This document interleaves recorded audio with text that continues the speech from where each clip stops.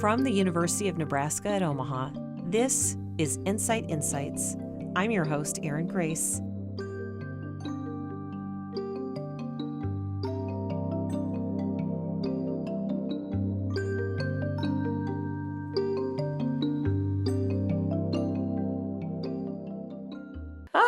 Okay. Well, welcome to another episode of NCITE Insights. I'm Erin Grace, your host, and with me are two political scientists from Georgia Tech University. We have Dr. Ryan Shandler, who is PI on a project we're about to discuss, and his colleague, Dr. Jon Lindsay, another political scientist at Georgia Tech. Welcome to our show, guys. Thanks for coming. Thanks for having us. Thank you. I am giving short shrift of your backgrounds, and Dr. Shandler, maybe you can go first and tell us a little bit about your expertise, and then talk about this project, and then Dr. Lindsay will have you talk about your role in this project and your other colleague. Okay. With pleasure. So my name is Ryan Shandler. I'm a political psychologist by training. What that means is I take psychological theories to try and explain political phenomena. So when it comes to terrorism, which is the beating heart of the NCITE, we're trying to understand people's reactions, and that's not necessarily a rational thing. If we're going to try and understand the motivations and the strategies of terrorists and whether or not their attacks are going to have some deep public impact, we really need to drill down to the individual level and see how do people react, what kind of psychological distress is aroused, to be able to understand where the attacks are going to go and whether the attacks are going to be effective. And so this project focuses specifically on cyber terrorism. And there's a lot of people in a lot of industries that are really concerned that, that terrorist groups and non-state actors are going to be able to leverage cyber capabilities to target critical infrastructure in a really devastating way. And the reason is that when you can use cyber capabilities, you don't need to amass an army. You don't need to overcome physical barriers. You can strike from afar, very secretly, anonymously. You can use misdirection. And so there's been a lot of worry for a few decades now that this new technology is really going to change the balance of power and give asymmetric advantages to non-state groups who can now target critical infrastructure. And so this project is designed to try and say, okay, well, is this a real threat? If it is, why haven't we seen it very much until now? And where are the terrorists going to be targeting? Out of the 16 different critical infrastructure sectors, from the financial sector to healthcare, to communication, to transportation, to energy, to water, which one is most vulnerable to catastrophic cyber attacks by non-state groups? And so we've got a really fantastic interdisciplinary team. We're going to be looking at this from a technical perspective, which sector is most vulnerable. We're going to be trying to analyze the capabilities of non-state groups, and we're going to try and get to the heart of which kinds of attacks are really going to terrorize society the most. If we assume that our adversaries are rational and they're going to try and maximize the impact of these attacks, then where are they going to target? And using that knowledge, we can direct our partners in government to allocate most of our defensive resources to protecting this particular sector. Thank you for explaining that, so that people like my parents who may listen will understand this, since it is a technical project. Dr. Lindsay, tell us about your background and tell us about your other colleague. Yes. Okay. Great. Thanks so much. It's really great to be here. I started off interested in computer science and AI topics in college, and then I joined the Navy and served for 10 years as an intelligence officer, and that got me interested in international relations. So kind of came back at it. So now I'm kind of coming back full circle to put all of these pieces together. And a lot of my focus has been on the use of information technology at the strategic level. So questions about how networks enhance or degrade battlefield effectiveness, the role of cybersecurity, from cyber warfare to espionage to cyber deterrence. And so I was really excited to get involved with this question, with this project, because the thing that Ryan mentioned is a very interesting one, right? That there is all of this potential for disruption, right? And those of us that are old enough to remember the hysteria right after 9/11, remember that there was all this funding and excitement about all the different ways to attack every little piece of the United States and all these different infrastructures. And some of the attacks could be quite devious and quite malicious, and yet very few things happen, right? We had 9/11, but we had very few 9/11 level, events around the world. And it raised the natural question, like, why, right? If there is so much opportunity to attack, what's going on? And in my world, there's usually two answers. One is it might not be easy to do the thing that you want to do. So you need to understand, what does the actual technical attack surface look like? What kinds of organizational and operational resources do you need? And then the second answer is, even if you have all of those abilities, you might not be motivated to do so, right? Maybe it's better to use these capabilities for espionage. Maybe it's better to hold them in reserve in case of time of war. All of these things. So, we want to try and understand what capabilities would you need to go after these different infrastructures. And for that question, our third musketeer, who's not here, Saman Zanuz, is going to be really, really essential. And he is just a world expert on cyber physical systems and securing industrial control systems, ranging from factory machinery to drones to all sorts of things. So, we'll be able to work with him to really develop understandings of which infrastructures are the most vulnerable, how those vulnerabilities are linked together, what interlinked failure modes might look like. And then my role, right, is going to be to kind of look at the kind of organizational resources as well as political motivations that might play into attacking any of these different target sets. Thank you very much. It's fascinating. I think everybody can by now say they've had experience with some kind of cyber disruption to their lives, whether it was a hack we had in Omaha at a major healthcare system that made doctors and nurses go to paper records for months, And so what does that look like? Well, if I show up with my daughter who had an accident, it just took a lot longer. There was a big power school. This is a K-12 platform that just got hacked. So we got notices that, they've got all of our data. So I feel like that's on the radar of most people now, that you just like you lock your car, you're just going to have to, do some basics. We're not talking about cybersecurity per se for average people. We're talking about a hack, some kind of attack into a major system that will do more than a paper record and kind of a hassle at the doctor's office, right? So I would love to know from you, what are your theories about these sectors? What do you think could be the most disruptive? Yeah, I think an important thing to recognize is that there's this variation, like you mentioned, from really, really low scale annoyance attacks, temporary disruptions, reversible effects, to mass casualty and destruction, right? Attacking the nuclear infrastructure, right, and creating a Chernobyl 3 Mile Island type scenario, that would obviously be in the very bad set of categories. We don't see much of that or any of that. We see a ton of stuff at the low end, which again is really, really interesting, right? Is that just because those are the only things that people have the ability to do? Is it more that the incentives push people to the low end? The distribution of attacks empirically in this space has this really, really long tail, right? So we see a lot of a little and little of a lot. So I think that's a really important thing to recognize, and we're really curious to see, how that varies by different infrastructures. My kind of cursory scan of the data suggests that most of the cyber attacks are concentrated in places you might expect: telecommunications, computing, right? Things that are already part of cyberspace. Manufacturing, nuclear power, right, is a little bit harder to get into. Electrical power, which for many, for 2 decades of kind of theorizing about cyber warfare, has always been, the case du jour.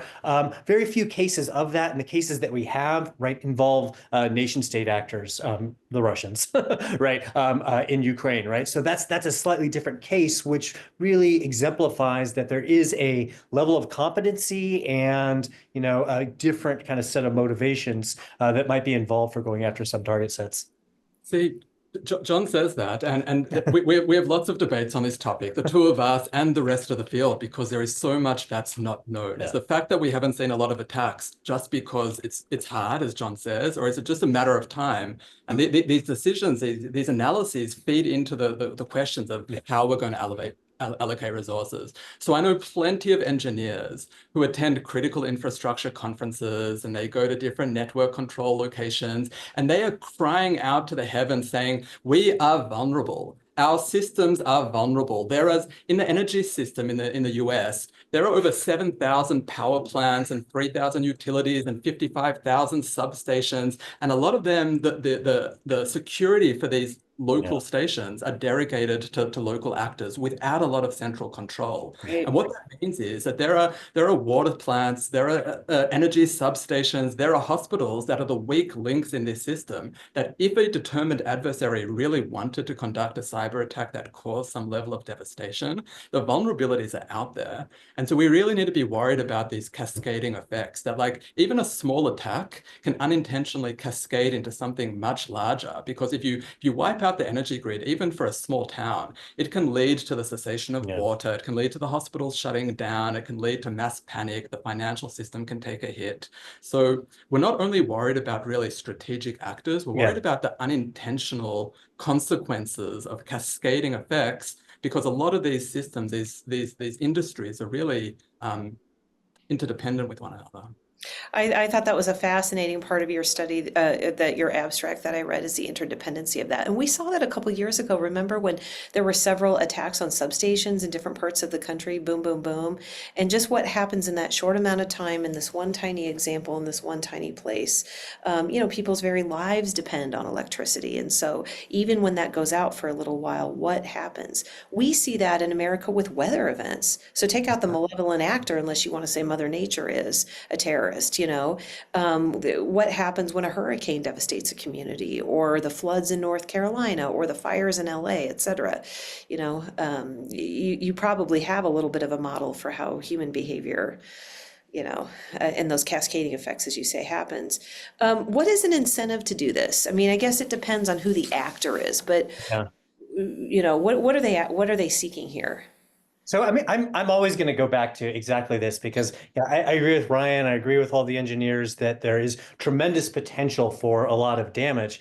There's tremendous potential for damage in this room, right? I mean, like I could take this water bottle and beat Ryan to death with it. I don't do that. It's possible, but I can't imagine a benefit, and I can imagine many terrible consequences. We can get to find out what's going to happen in this study, right? That'd probably be the worst one. Ryan inches away from you, by the way. I know. So it goes off camera. Go on, right? Like there is so much potential for harm just walking down the street. But most of the time, people do not, right, have a story about why they would do that, right? Why the costs are going to offset the benefits. And I think, even terrorists that are interested in creating terror and panic, right? They're still going to want to fit that into a larger strategic narrative. We can have all these debates about what really motivates terrorist groups. But, you are going to neck down the scope of events you expect to see once you go from what is technically possible to what is politically probable.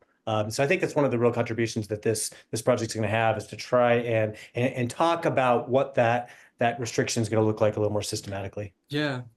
What worries me is that even small attacks can have really big consequences. That like the aim of a terror group is not to cause destruction. The aim is not to blow something up. They want to blow something up in order to cause mass societal panic. That by its very definition, what these groups want to do is advance some political or religious or social agenda by targeting civilians and creating this economic disruption, this loss of trust in government institutions.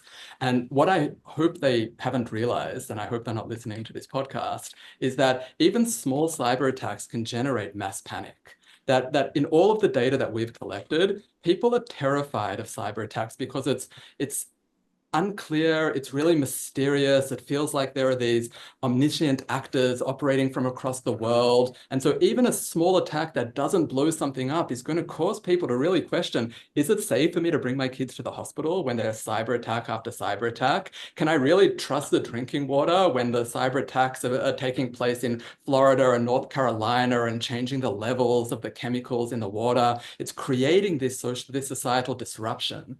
And we're worried that these kind of attacks, even if critical infrastructure is largely secure and we're not seeing those explosive, sensational, James Bond-esque attacks that people are worried about, we're still measuring this undercurrent of anxiety and confusion amongst the general public, which means that the terrorists can achieve what they're looking for using cyber capabilities, even without causing the level of physical effects that they would otherwise need to.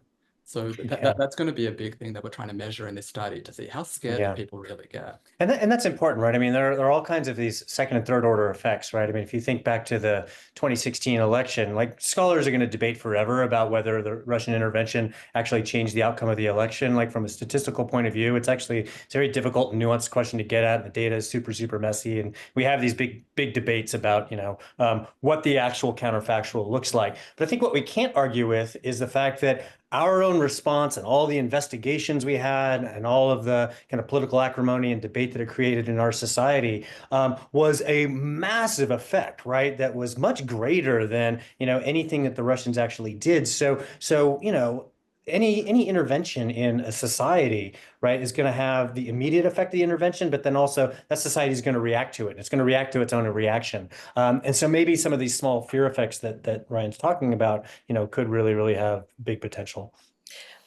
It's so fascinating, the reaction to the reactions. My mind is kind of blown. And so I don't know if your tool is going to do this, but how do you make the average person more resilient so that if, I see what you're saying. There's the thing that happens, the event.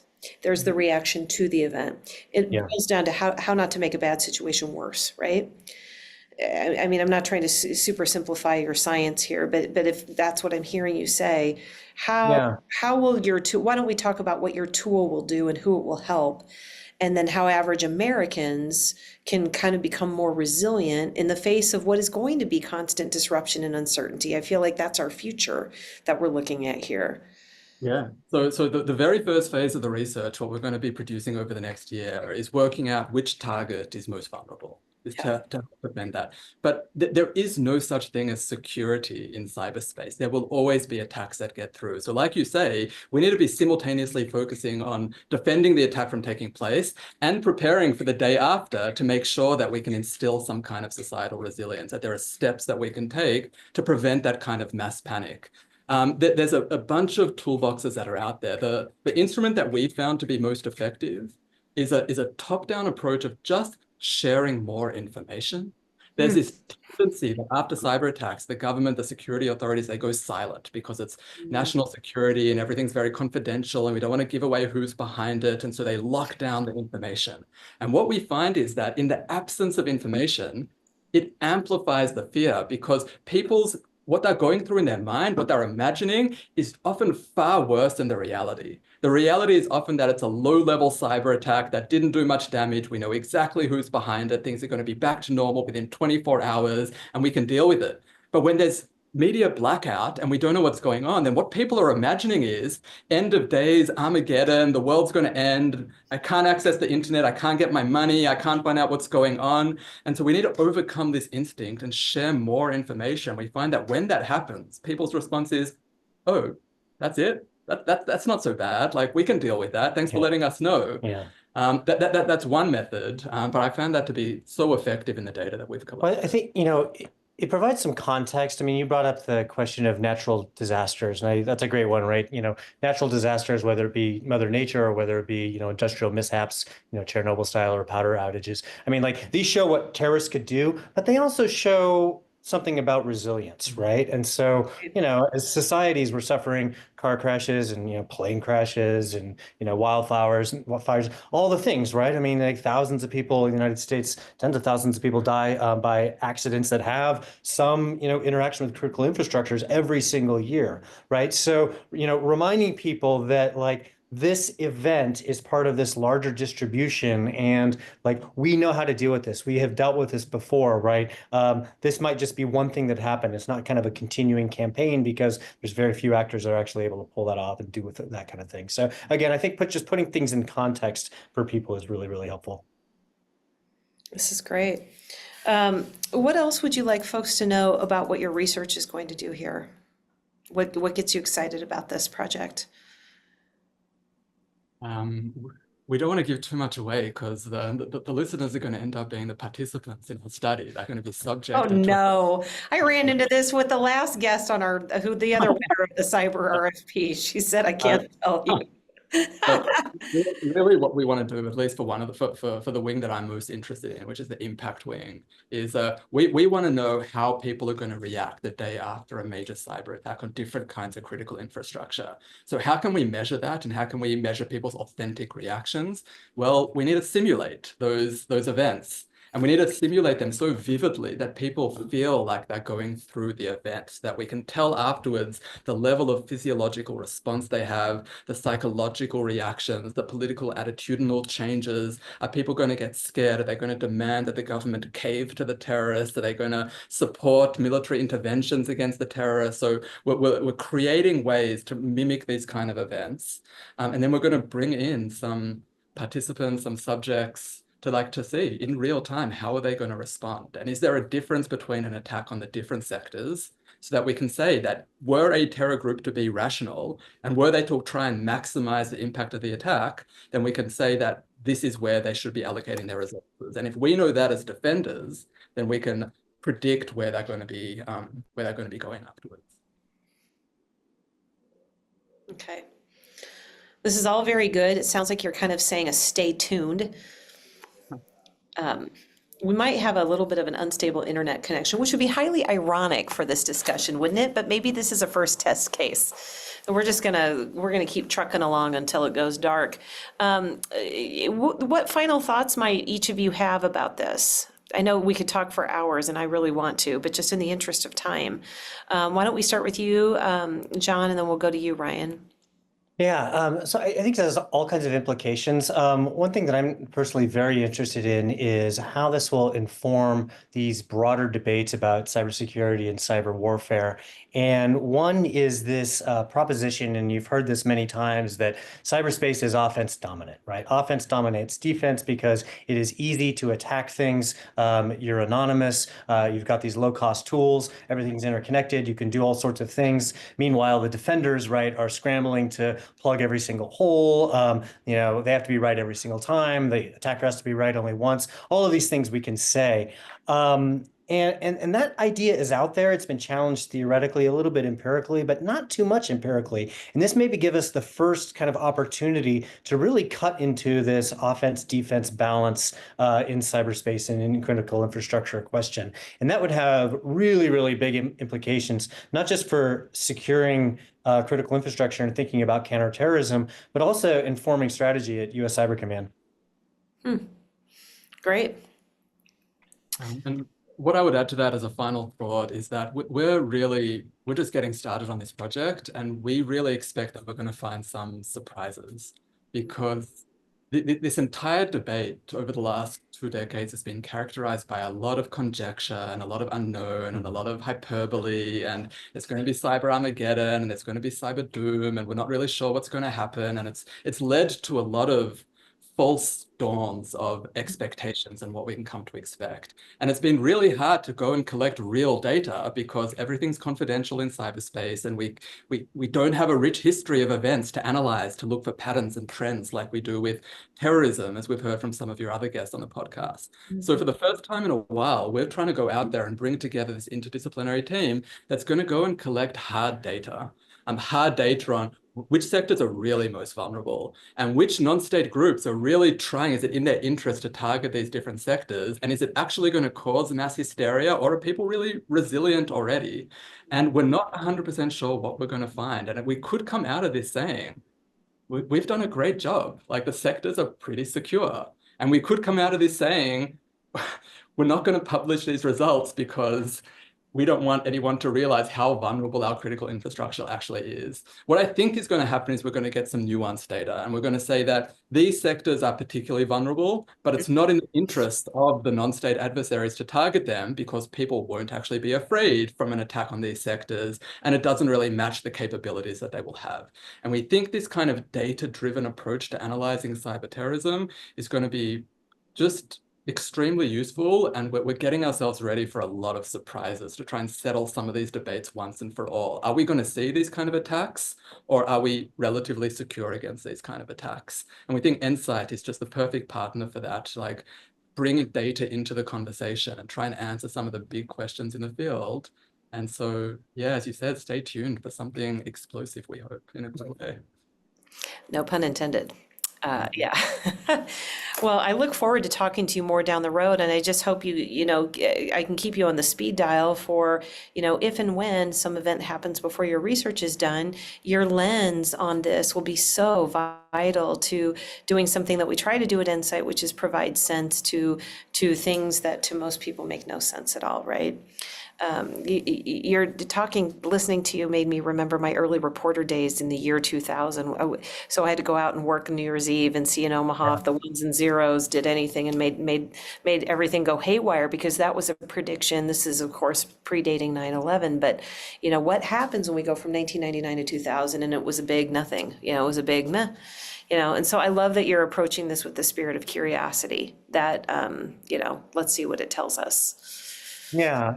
I mean, as you've heard, there's this kind of implicit debate between, Ryan and I, which is super, super healthy. I'm kind of known in the cyber, security literature as a bit of a skeptic, right? And that's only when it comes to like things that go bump in the night and like blow up and go high order. I tend to think that cyberspace is really useful for other things, right? It's a tool for espionage and subversion and influence and disinformation and reconnaissance and surveillance and all these sorts of, intelligence type activities, right? But I mean, I want to hold myself kind of to account and say like, well, what are the edge cases where, those general patterns start to break down, right? We may find that indeed, right, that small subset of terrorists that are good enough to get into systems, they may find that it's more useful to use it to support attacks in other places rather than use it as a vector for attacks. They may find that it's useful to launch a bigger information operation, an influence operation, rather than to go kinetic. But maybe not, right? Maybe there are these kind of interesting configurations of target and audience and organization and context that would force us to really be a little bit more conditional about how we generalize what cyberspace and CI is useful for. Which is, this is a great way to tie this up. But again, this is why we have a pair of political scientists. We're sorry we're missing your third musketeer, who's the, engineer on this project. But really, these problems are not in one discipline ever, especially terrorism. I mean, it is just so complicated, and it requires your lens on this, of course, your colleagues' lens on this. And so thank you, Dr. Shandler and Lindsay, for popping onto our podcast today to get us excited about this project. We're looking forward to having you on again when you have something to report, or God forbid before then, if we have to make sense of the thing that doesn't make sense. Thanks so much for having us. All right. Thank you.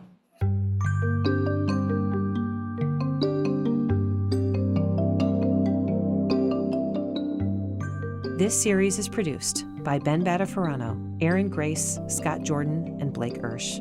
Thank you for joining us for another episode of NCITE Insights.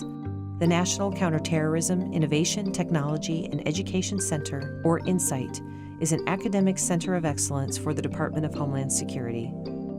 Looking to find out more? Check out our website at ncite.unomaha.edu or email us at ncite@unomaha.edu.